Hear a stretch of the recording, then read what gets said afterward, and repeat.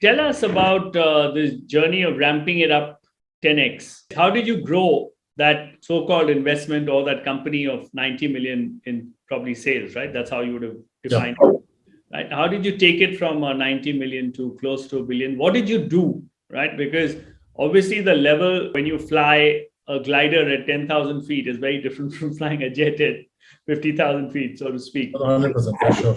So what did you do really, if you were to help our viewers understand? Yeah, no, I think first was we asked ourselves a very important question. What do we want to be when we grow up? And will the world miss something if Infogain did not exist, right? That's a very big question to ask, and frankly, you don't have a good answer sometimes. But it took some time to think that through, and then decided, okay, what is the positioning that we will take?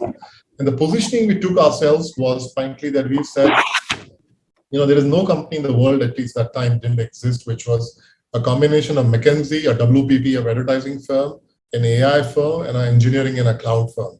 So we went out and built capabilities around multiple dimensions, and we moved ourselves from just being engineers to business outcomes for our customers.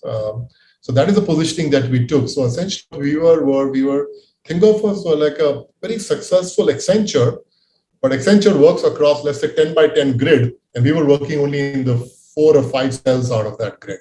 But then we became world class in those 4 or 5 cells that we were there, and obviously we did fairly well, and we brought these unique capabilities to bear, which our customers wanted, and that then led us to, and then you unlock levers, right? You unlock levers, and how do you go to market? How do you engage with customers? How do you bring in a world-class management team? How do you put up how do you industrialize your delivery processes? How do you get businesses and systems in place? How do you get finance? How do you manage money? How do you buy companies, and how do you keep the egos of the CEOs of the companies that you're bringing into picture? So, there are lots of levers that you pull to make it to big, you never do it just by yourself, but it's a combination of these levers that you pull. But I think most of it started by saying, who will I be when I become big, and what is the unique place for me in the industry, and what is the key problem that I'm solving for our customers? How am I adding value to our customers? Once we were able to identify that,